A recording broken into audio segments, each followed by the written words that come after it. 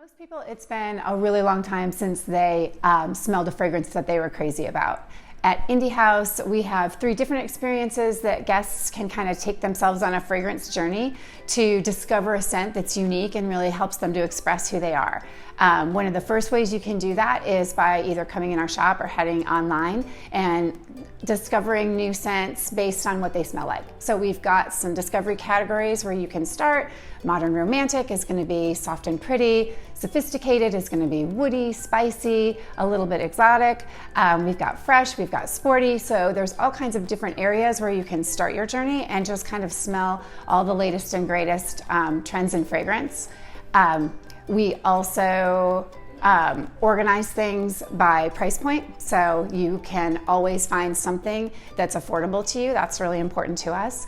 A second experience you can have at Indie House is our blending bar, where this is an in-store experience. You can wander on in. We've got organic lotions, body oils, room sprays, and an assortment of phthalate-free fragrance oils. So you can choose 1 or 2, and we can customize a product just for you that's yours and yours alone to help moisturize your skin and enhance your favorite fragrance. And then our third experience is the workshops, which are a super fun way to get together with friends, treat a special family member. Come on in, you can make your own fragrance. It's a 2-hour experience. For the first 30 minutes, you sip and snack on whatever beverages and snacks you bring with you. And then the rest of the time, we turn you loose with our, again, phthalate-free fragrance materials, and you create your own custom fragrance from scratch. So it's been a lot of fun for ladies groups, date nights, friends getting together, families coming back together after COVID and wanting to share some experiences together. This is unique and one of a kind. Localretta, Georgia is the only place you can experience it. So come on by and see us.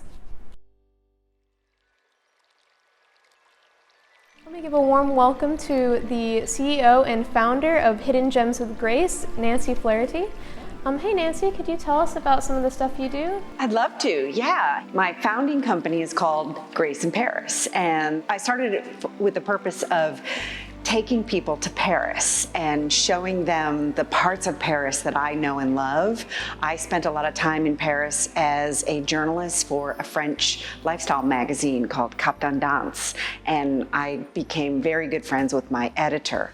And we decided we wanted to write our own magazine, which is how Grace in Paris was born. We wrote about shopping in Paris and what it's like. And if you ask, who's Grace? Grace is your best friend who lives in Paris. I don't know if you've ever visited a different city where your friend is there and she says, hey, let me show you these amazing places. Let me show you these hidden places that only the locals know. And that's who Grace is. And we imagined Grace Kelly was your best friend in Paris, because who wouldn't want to shop with Grace Kelly?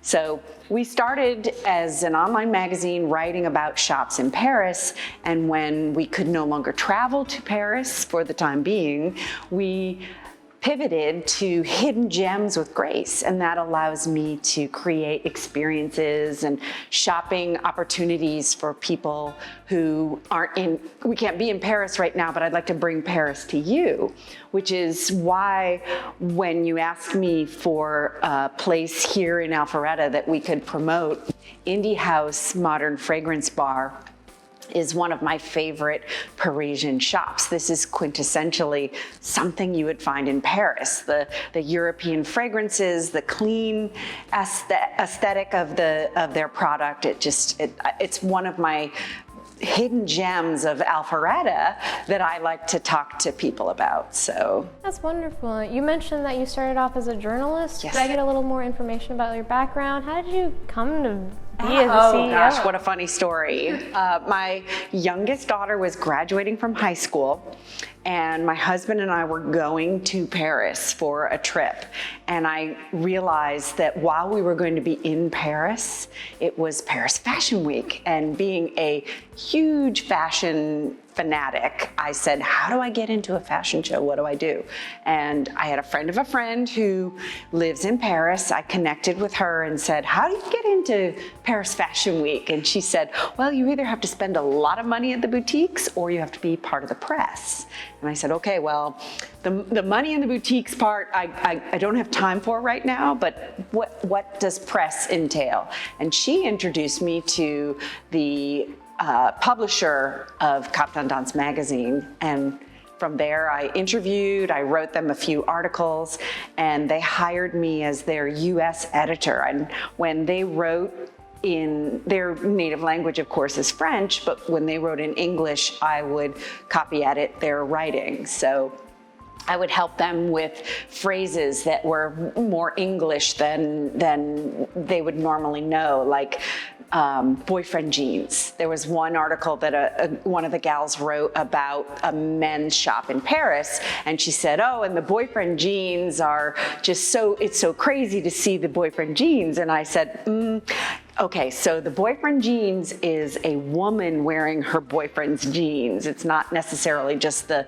cut of the jeans. So little things like that didn't translate well, and I helped them with things like that. But then they also sent me on assignments here in the US. They sent me up to New York quite a bit to interview some Broadway. I interviewed the star of Phantom of the Opera, because that's set at the Paris Opera House. So yeah, I had a lot of great opportunities. But after about 2 years of writing for this magazine, Jacqueline, my soon-to-be business partner, said, you know, I think we could choose better topics to write about. And if we created our own online magazine, then we still have our same audience who followed us at the time, and then expand on the things that we love to write about and learn about. So fashion has been changing throughout years and centuries. Have you always been interested in fashion? Yeah, one of my very favorite things is to learn about style history. In fact, I like to title myself as a style historian, and I look at the styles through history. I read a quote recently that said, history is written by the men who won the wars.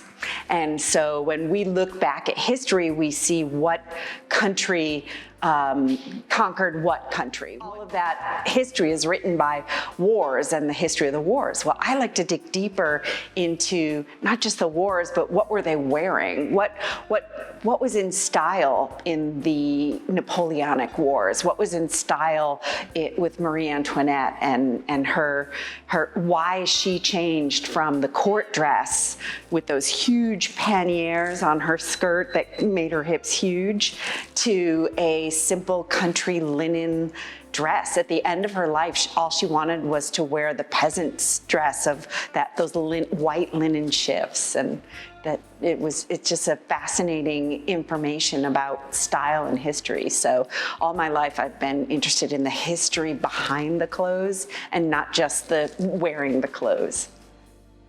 Yeah, I've been interested in zoology for all my life, so I totally relate. Ever since you're little, you find that one thing. Yeah. It's been the same for you. And I've been fortunate enough to be able to take my passion and turn it into a business. Oh yeah, that's wonderful. Yeah. So did you look up to anyone as a kid? Like, did you see anyone and say, wow, I want to be exactly like them? Or in the fashion industry? Like any designers? Yeah, there's so many. I mean, Grace Kelly, of course, is one of my favorites, her style and her elegance. But in the fashion industry, Donna Karan has such an amazing story. First working with Anne Klein and reviving that business, and then creating her own business. Jenna Lyons from J. Crew and her fashionable sense of mixing high to low. And then of course there's Inès de la Fressange, who is a French model. She started with Chanel and then created her own brand. Now you can go into her shops in Paris and she has her own style, her own brand, and she's written some amazing books about style. Her book Parisian Chic was my Bible when I was going to Paris and I needed to know, what should I pack? How do I be that cool Parisian woman? I would look at her book and I would mark the pages. So Wow, that's so interesting. So you wanted to prepare yourself for going in Paris, the fashion capital of the world, right? That's it. That's exactly it. People ask me all the time, why Paris? What is the focus on Paris? It's the fashion capital of the world. Absolutely. And I bet the culture too. So rich. I've never been personally, so could you tell me about how is it there? Absolutely. Oh, Paris is an amazing city. It's like New York. You know, here in the United States, we have New York and San Francisco and LA and Chicago, the big cities. Paris is the same, but yet it's also thousands of years older.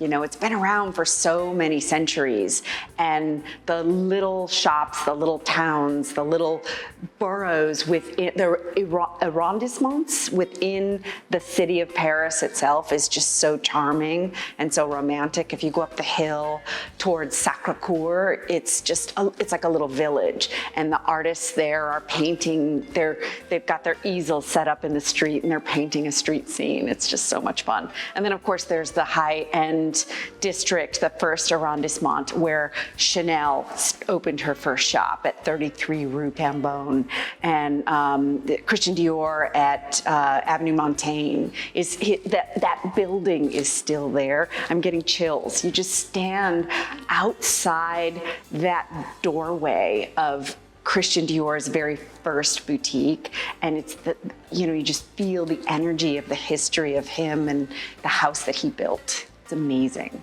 It sounds like you're really passionate about what you do. What's one thing about your business that just keeps you up at night? Oh my gosh. Excited to do. Everything. There's so much that I get to do. So I have an online website. I have a website that I call it an online magazine.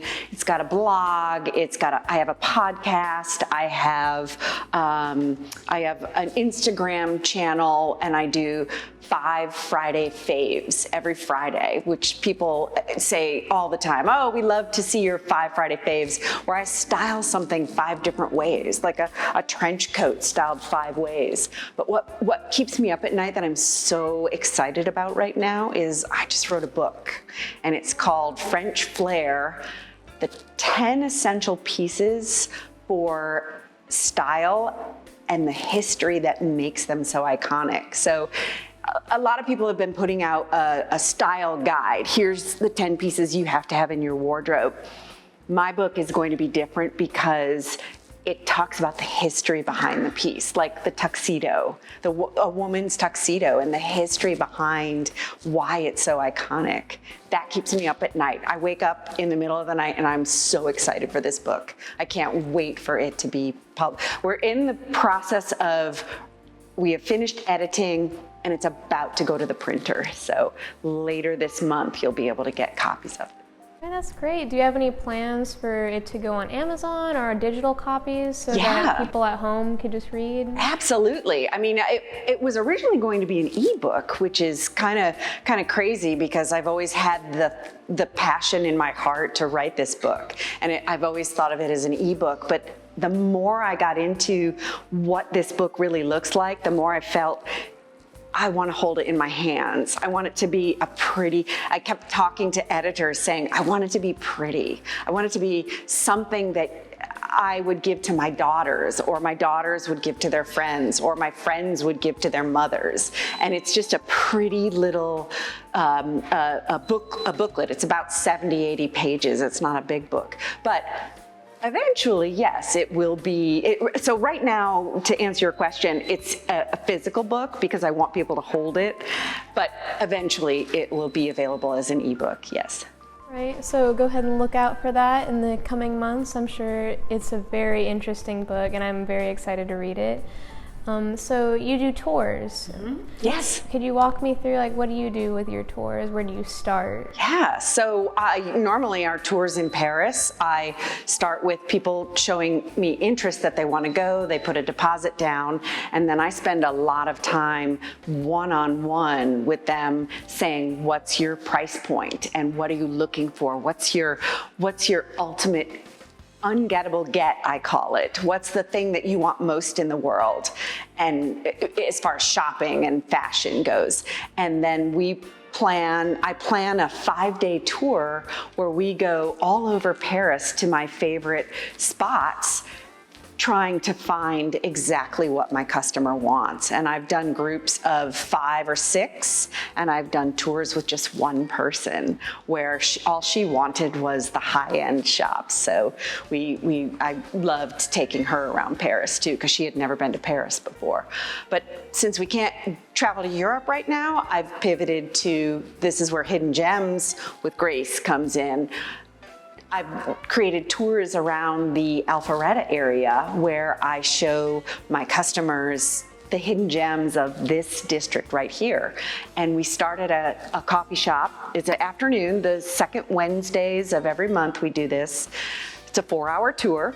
We started a coffee shop and talk about Paris and what it's like to be in Paris. And some of my customers have said, oh, I've been to Paris, and do you know this and do you know that? And it's kind of like girlfriends catching up.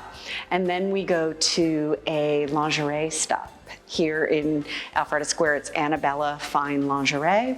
And we talk about the history of lingerie and things that people say, oh, I never knew that. I didn't realize that was where the history of that came from. So like a history lesson. Yeah, it is. It's a history lesson, but it's fashion history, style You history. get to see it with your own, Exactly. feel it and try it on. And then they try it on, and they usually shop away. And again, it's girlfriends shopping together. Couples as well. I've had couples on my tours as well. That's it's not much different. And then we come over here to Indie House Modern Fragrance Bar, where Carrie gives us all the information behind fragrances and some of the most famous French houses and some of the not so famous French houses that you say, wow, I never knew that. And that she talks about tips and tricks about wearing fragrance. And it's just the ladies love coming here to this space because it's so pretty. And then we end up our day at Fermented, which is across the street, which is a wine shop, and I buy everyone we share a bottle of French champagne, and we talk about the true history behind French champagne. So that's really interesting. Yeah. So walk me through the experience. Like, as you were telling me, you get to try on all these different clothes, and of course you're there to guide them along the way. I mean, that's got to be a great experience for them. Sure, yeah. So let's, for example, talk about the lingerie shop. We will gather in the middle of the shop, and I'll talk to them about the history of lingerie. And one of the tidbits of information that I give everyone, and I'll share with you today, just keep it between us, is the Eiffel Tower.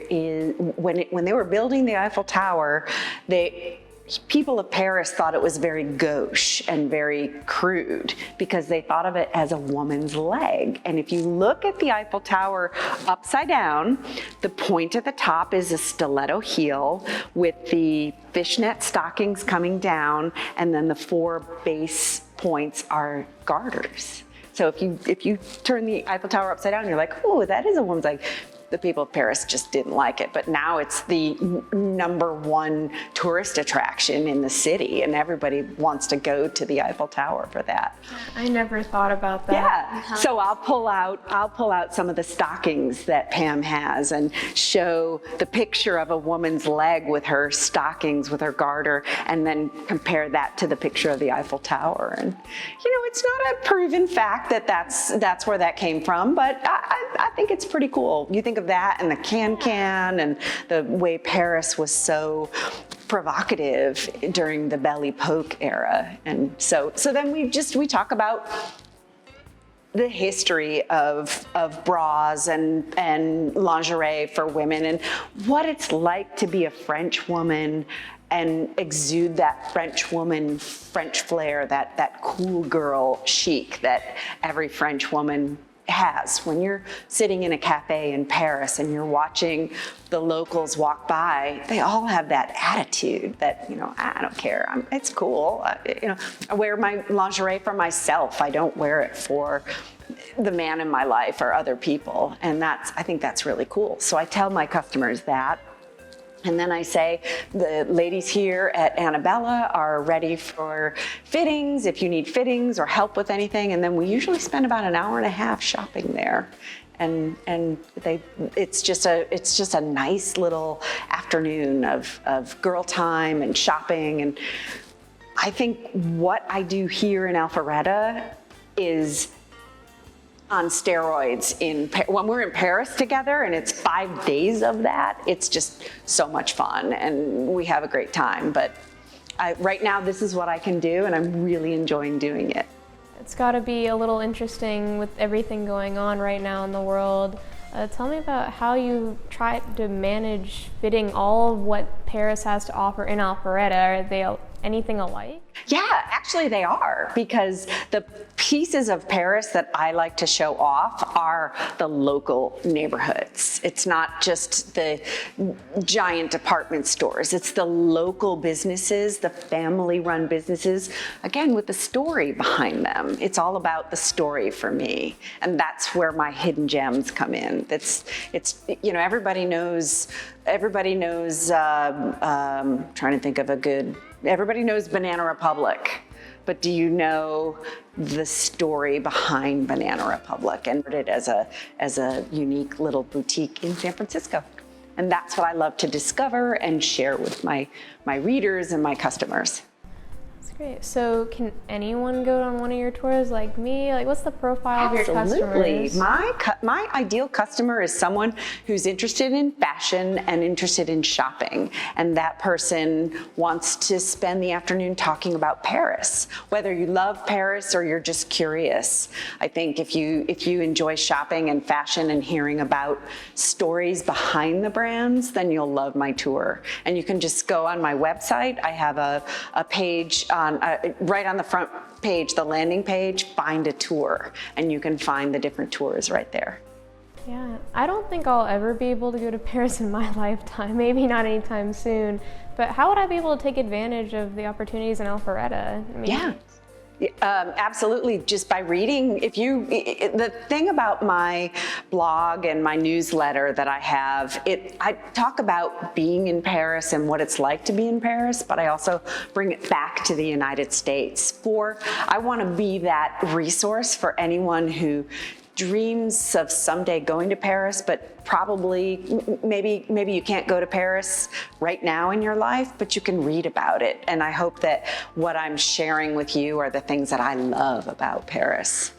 Yeah, that's nice. I would never have guessed that Alpharetta had so much of that culture that's in Paris. I mean, It just seems like worlds away, right? Yeah, it does. But I think you can find Paris anywhere if you look hard enough. And it was very easy for me to find places here in Alpharetta that remind me of Paris. Yeah, I know the Avalon just came here a few years ago. I'm sure you were very excited about that. I know the shops in there are very similar to the ones here in Alpharetta. Yeah, we had a tour of Avalon recently, right before Christmas, with Anne Mashburn, the Anne Mashburn pop-up boutique, very French. Anne is very chic and very, very stylish. And even though they were only there for the Christmas holidays, it was really fun to bring people into her shop and have her personally talk to us about her design style and the inspiration behind her designs. And that's what I love to find, is small shops that are owned by locals who can tell me the story about what inspires them. It's really great that you get to do that for people and the opportunity. With the pandemic and everything right now, has your business been affected? I know you go on these tours and people might not be wanting to go outside right now at all or come into shops. Absolutely, no. I mean, a lot of people have said, I'd love to attend one of your tours, but I'm not ready to go outside. Well, I have these tours monthly, and I'll be adding more as we go forward and things do start opening up again. Another thing that I feel really proud of is I feel I'm helping the businesses as well. That I'm bringing customers in who have known me and followed me for years, not necessarily from this area, and they come in to this fragrance bar and say, I never knew this existed. I never would have found that. So I love to support the businesses of this area. Yeah, Someone like myself would walk in here and think, oh, this is way above what I feel like, what my comfort zone. And it's great that you're getting people out there, like normal, regular, everyday people, finding these shops that they never thought they'd even consider going into and finding something. Right. And that's exactly my point. I want it to be accessible to everyone. You know, there are very high-end fragrances here, and there's also entry point products in this shop that anybody could afford, you know. It's a matter of knowing what to look for and how to ask for it. Yeah, that's great. I would definitely be interested in following you in one of your tours one day, because Cool. I wouldn't have any idea where to find those kinds of things here, even though I've lived here all my life. Yeah. And that's another beauty about Atlanta. There are pockets around here that have so many. Because you mentioned Avalon, we're in Alpharetta Square, Alpharetta City Center. There's also different areas of Alpharetta that are on the other side of 400 that are yet to be explored. So, Yeah, I know so many businesses are adapting to the new age with the COVID and everything that's happening. How have you guys been able to adapt and overcome that? I know some people are going virtual. Have you ever thought of virtual tours? yes, absolutely. I'd love to do some online master classes about fashion history. I own a collection of little black dresses, and it's from 1920s up to present day. And I would love to do an online presentation and talk about the history of the little black dress. So yeah, virtual is definitely, I also have a podcast that people can listen to. It drops every Tuesday morning, and I'll talk about, I love to talk, as I'm sure you can tell, but I'll talk to myself about anything. I also have some special guests that I've invited on my podcast that I can talk about. I talked to Marie DeGeorge, who is a couturier here in Atlanta, and she's made some very special pieces for me. And we had a lovely 20-minute conversation about what it's like to create something just for you. And that's the story of a true couturier. They start with sketches, and then from sketches build a sample, and then from sample you pick the fabric and the beading, and then from that you get the final product with many, many fittings in between. And Marie and I talk about that on the podcast. So do you make any of your own articles of clothing? Have you ever tried to Absolutely. design, Yeah, or? I think that's probably one of the reasons why I can really appreciate the fine fabric and the fine quality stitching of a couture house. Is I've been sewing since I was in 7th grade, I guess.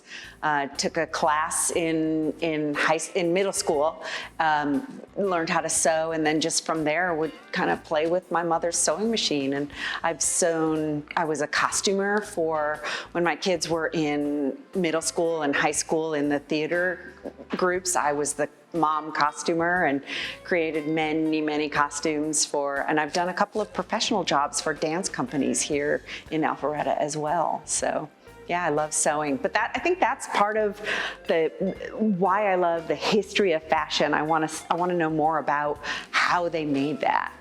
Yeah, because you're doing it yourself, obviously. Mm-hmm. Mm-hmm. So you've pretty much been everywhere from what I've heard. So why have you chosen Alpharetta? Oh, because I live here. I live in Alpharetta. It's my home base.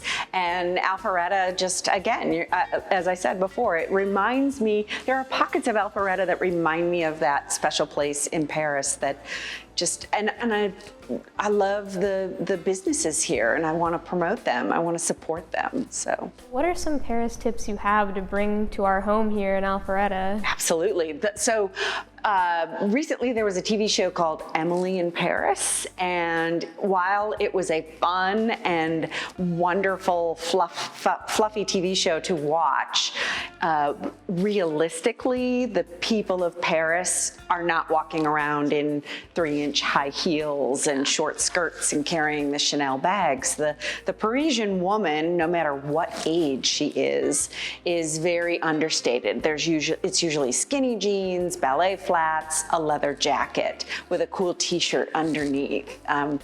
She's very understated, but yet always elegant. Her hair is never perfectly coiffed. It's always a little messy, but yet she spends a lot of time on her hair, but you'd never know it. And so those are the kind of things that if I could talk to the women of Alpharetta, the shoppers of Alpharetta, and say, don't try too hard. Just enjoy being you and be confident with who you are. So I know you cater to women and men. So what are some tips for the men out there? I'm sure they'd love to hear everything about. Absolutely. Oh, one of my very, very best friends is a young man that I met through the magazine. I interviewed him 4 years ago. And he is French. He's from Toulouse, France. His name is Guillaume M. And he's my hairdresser, actually. I get a lot of style tips from him, and I will text him. I have a male customer, and he's looking for a French attitude, and how should I respond to him about this question? He's cool guy French.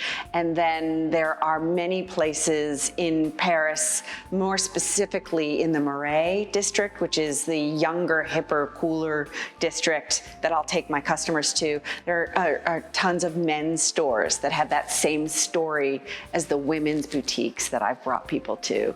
So what's some fashion advice you might have for both the ladies and the men out there who might not have any idea where to even begin? Yeah. No, my number one thing is play with scarves. You can have the Hermes silk scarf, tie it around your neck, tie it at your waist. If you have I'm wearing a trench coat today, and I thought about instead taking the belt off and tying the scarf around the back of my trench coat to give it that hourglass look, and with a pop of color. So Hermes scarves for men, cashmere scarves or linen scarves. It's just a cool third piece that adds to your ensemble, that kind of finishes it off in the French way. Well, that's lovely. So France is the capital of romance as well. So any romantic tips you can give to our ladies and gentlemen out there watching today? Oh, sure. I mean, romance is what you make of it and how comfortable you are in your own skin. So say you're about to go on a romantic evening with your special someone. Don't stress out about what you're wearing. Be comfortable, be dressy and a little bit celebratory, but don't stress out. Don't wear a dress. I was at dinner with my husband last night, and we saw a group of young girls in dresses that they were clearly uncomfortable in, and they would they would stand up and they would pull the dress down or pull the dress up or something, and just it looked so uncomfortable in their really pretty special evening wear. And my advice would be, for romance, you want to be comfortable with who you are first, and then be stylish. Yeah, I'll definitely take some of that advice myself. I know I'm one to dress up for an evening out, but recently, like I was telling you earlier, it's just been sweatpants and a t-shirt anywhere I go. Yeah, but sweatpants and a t-shirt, and then you throw your tuxedo blazer over it, and you're good to go. Create something totally new. Yeah. Well, make sure to look out for Nancy's podcast and her page on Instagram. Yeah, Instagram is Hidden Gems with Grace. We can post it. We can put all the information up on there. And are you also on Facebook or anything like that? Hidden Gems with Grace on Facebook. I have a YouTube channel you asked me what's keeping me busy since I can't go to Paris. It's my omni-media. Everything on social media that I've been doing the past 6 months has been just a love of mine. It's coming from my heart, and I get to share with others the things that I've learned. Wow, so I'll keep on the look for that. I hope you guys can find her out there. She mentioned her channel names, so go ahead and take a look at that.